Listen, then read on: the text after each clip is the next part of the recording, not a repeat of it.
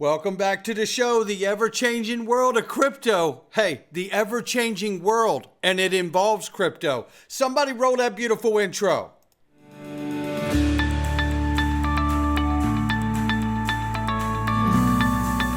Digital Perspectives with Brad Kimes. Come on in.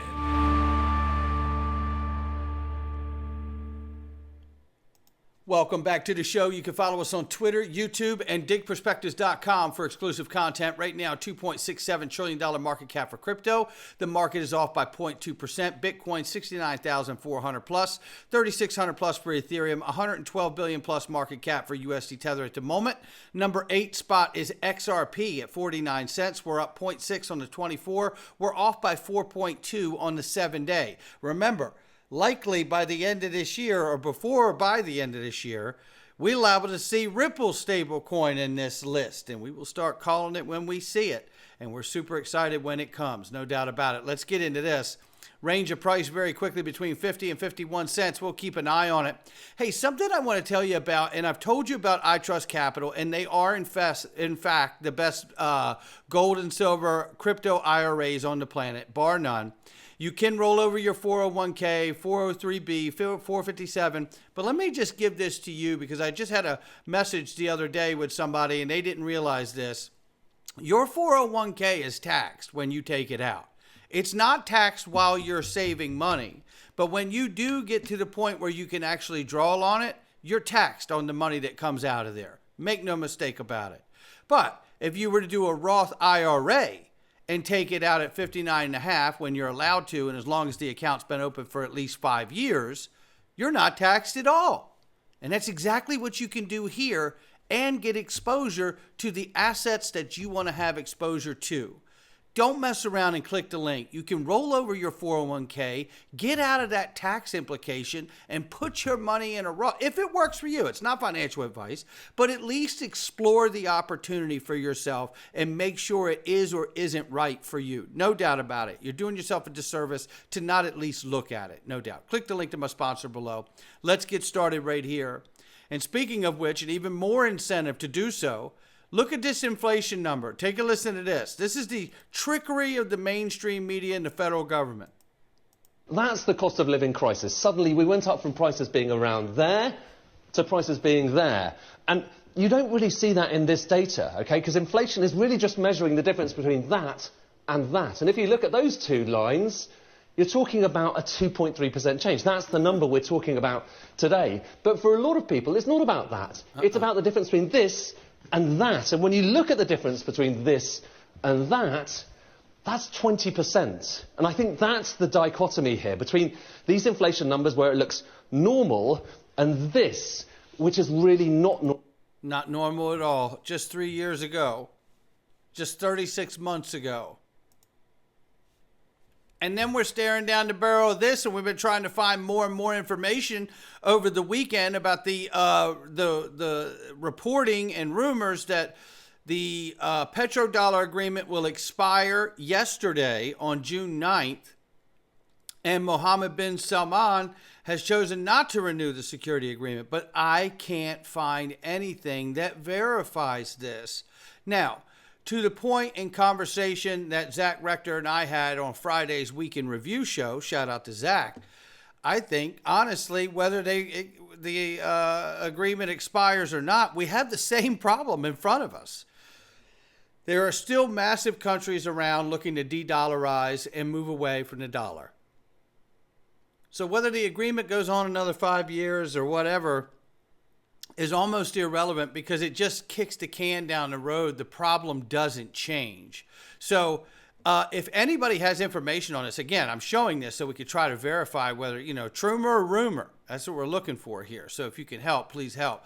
But here is the letter of the original petrodollar agreement. And this is the invitation here that you see. But this marks it. It was, and everybody's saying basically 50 years from June 8th when the deal was signed and inked out, that it would be there. Now it says here this invitation June 6th, but we all know what the deal was. So did it expire? We don't know. Does it matter? I don't even think so, because I think we're headed to a place where we're going to need to move to a new financial system. And I think you're going to see evidence enough of that in this video alone.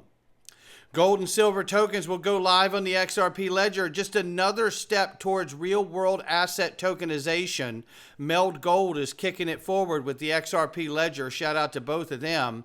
This is exciting what's happening. This is all coming together. We reported last week, also early last week, that Qatar Central Bank, QCB, announced successful completion of infrastructure development for its CBDC project.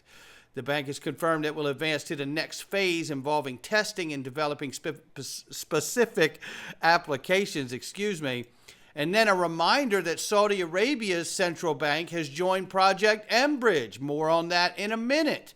This is what mBridge looks like. mBridge looks a lot like what the XRP Ledger and the way that's been explained to us for years and years and years. And they always seem to have connections to the same regions and banks that Ripple does. It's the darndest thing. Then we hear from JP Morgan, who says the stablecoin bill is most likely to be approved before the presidential election. Oh, okay. JP Morgan feels like they got an inside track of what's going to happen.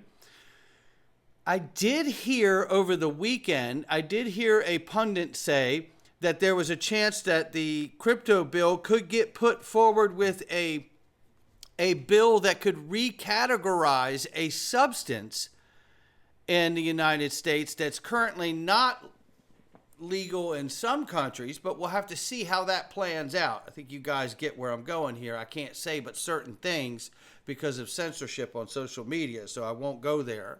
But we'll have to look and see if there's some kind of combination of these bills in order to get something done this year. And if the left side of the aisle uses that leverage to get stablecoin bill done to also reclassify that potential said substance, right? We'll see what happens.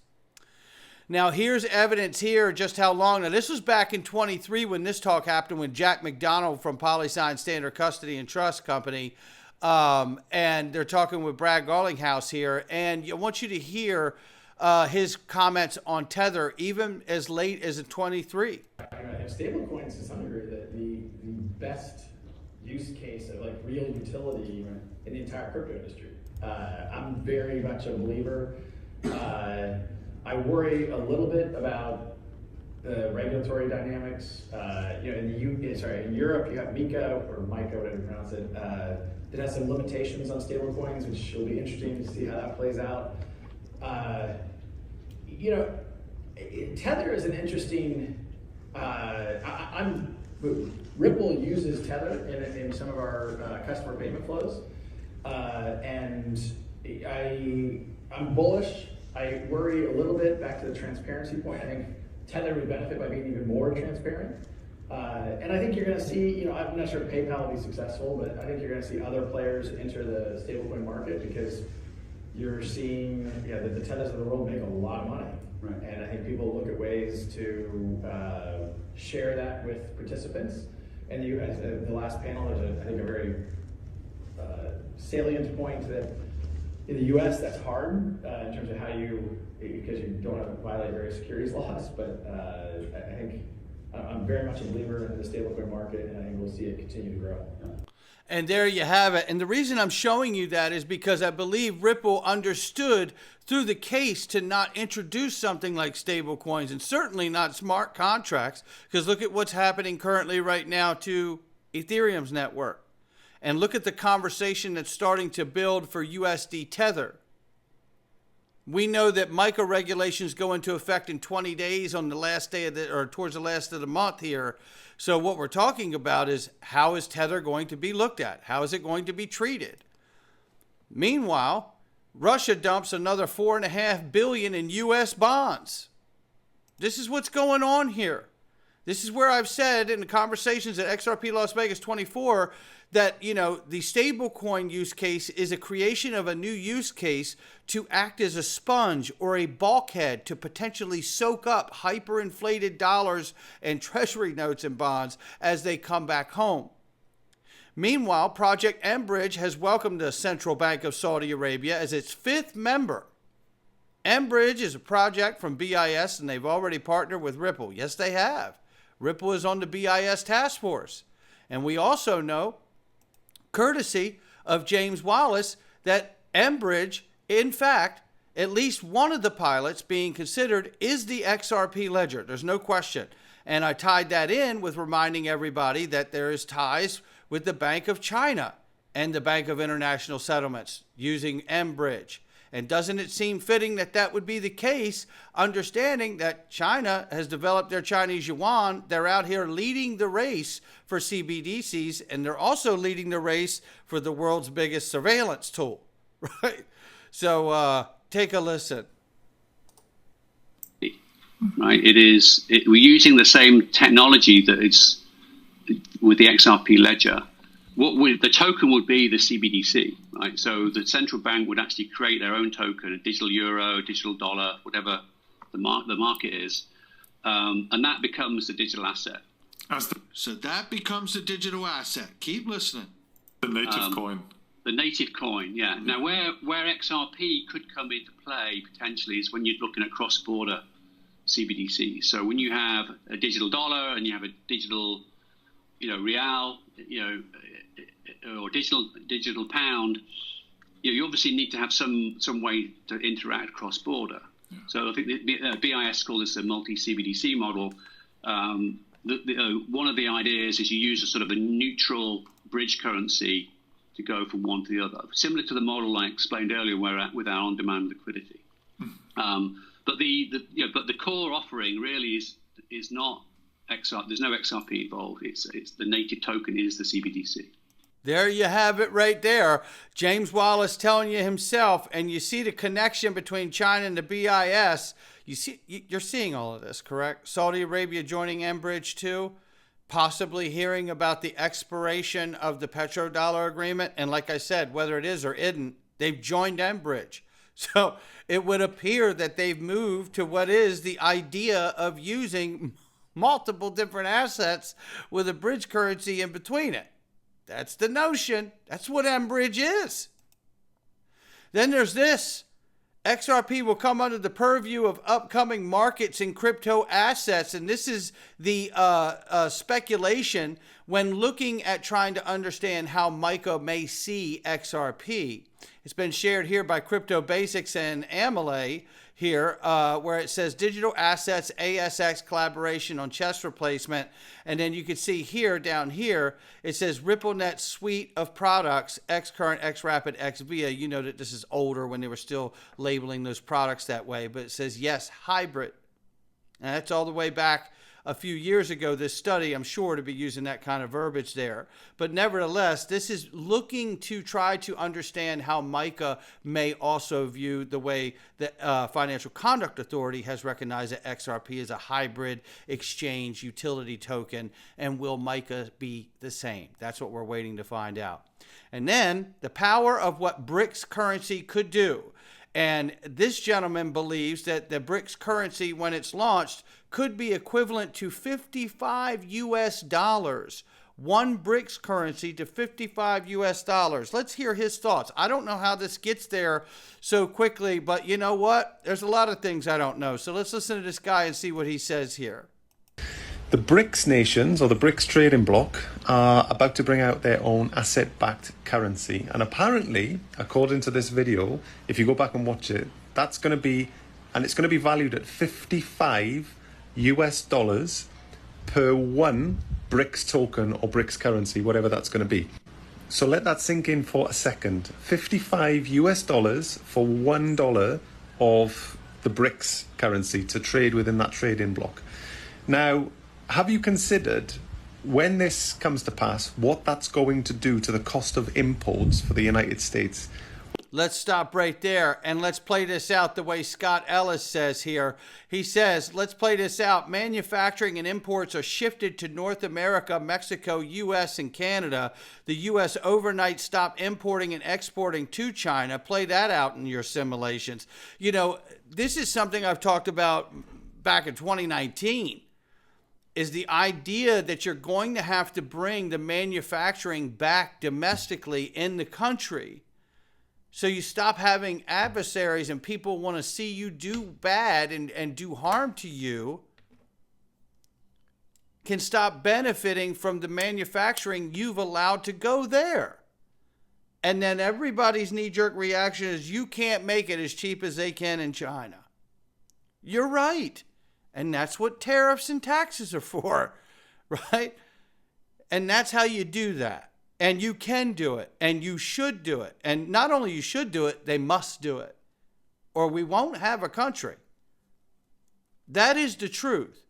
And when you're talking about the understanding of moving back, or not back, moving for the first time to a bridge currency in the financial monetary system that no one entity controls like US dollar, then you can really, really see a way forward where domestically you could bring the manufacturing back home. Yes, it's going to take a few years, but yes, it is that important to do. Because what you're really talking about is bringing the globe together in a manner that it's never been before by the use of a bridge asset like XRP and other assets. But the truth to me is when I look at this is that you can really get good in building the nationalized vibe and the localized vibe where even right down to your neighborhood, you could go to your local butcher, your local farmer, right? And get the goods and the food that you need. Get back to making the goods and things we need in this country right here in this country. Giving jobs to the people who live here, right? Yes. All you have to do, if it's going to be $55 to one BRICS currency, is then put a tariff in place that levels that gap. It's that simple. Now, it's not that simple to get everybody back here, but you're going to have to incentivize them to do so. And if you put the tariffs in the right position, then you're going to encourage all those manufacturers to simply understand, I am more incentivized to go build my plant back in the United States and do it there than to deal with these tariffs, right? That's what we're looking at, and that's where we're at on this day. I'm going to take you into the freedom zone today, and oh my, the truth is an important thing, and you're going to want to know about it, and we're going to get into it right in here. It's digperspectives.com. Click the freedom zone. Come on in for next to nothing. You're going to want every bit of it, and we're going to get started right now. Come on in. Oh boy, this is a good one today, ladies and gentlemen.